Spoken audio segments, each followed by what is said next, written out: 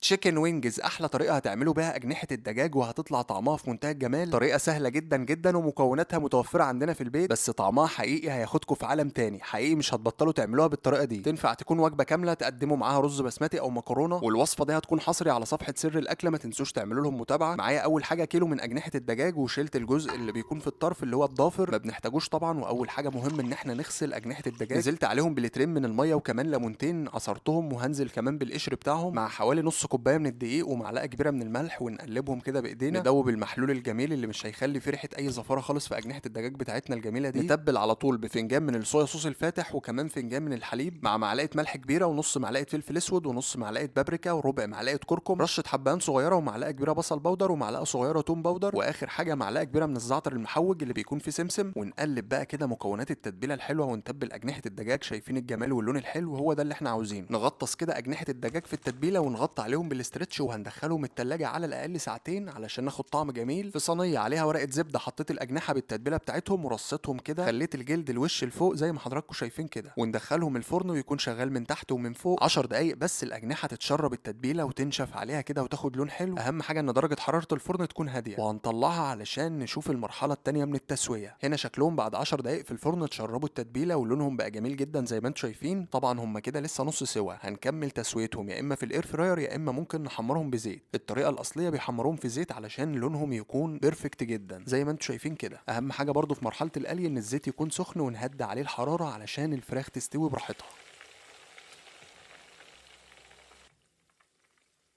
حمرت في زيت واللون طالع جميل قوي، لون بني مايل للحمار. نبدأ نصفيهم كويس، وممكن كمان نطلعهم على مصفى يصفوا كويس من الزيت. وفي البولة بتاعتنا او ممكن كمان في مقلاية على الحرارة نزلت عليهم بسمسم متحمص وعسل ابيض، وكمان المفروض يبقى فيه شطة بس انا مش عايزها سبايسي فاكتفيت بالعسل والسمسم بس اهم حاجة ان اجنحة الدجاج تكون سخنة معانا واحنا بننزل بالعسل والسمسم علشان الاجنحة تتشرب العسل وتاخد طعم حلو جدا. ممكن مرحلة التقليب بالعسل دي تكون في طاسة على الحرارة لو حاسين ان هي لسه سنة ما استوتش، بس انا بالنسبة لي التسوية كانت طالعة ممتازة جدا زي ما حضراتكم شايفين. نفتح كده الجناح ونشوف التسوية بتاعته عاملة ايه، وشايفين اللحم الابيض الجميل من جوه، والعظم مفيش فيه اي لون ما نحبوش، وكمان الجلد منفصل عن اللحم. يعني لو مش عايزين تاكلوا الجلد تقدروا تشيلوه بكل سهوله، بس هو طعمه حلو جدا. بس انا للاسف هشيله لان عامل دايت ومش عايز اي دهون. اهم حاجه لو لسه بتتفرجوا لحد دلوقتي ما تنسوش تصلوا على النبي عليه افضل الصلاه والسلام، وتعملي منشن لصاحبتك اللي عاوزاها تعزمك على اجنحه الدجاج بالطريقه الحلوه دي. شكرا لكم على وقتكم ومشاهدتكم، وفي النهايه لو استفدتوا ما تنسوش تعملوا لايك وشير علشان اعمل لكم وصفات حلوه كتير. تحياتي ليكم.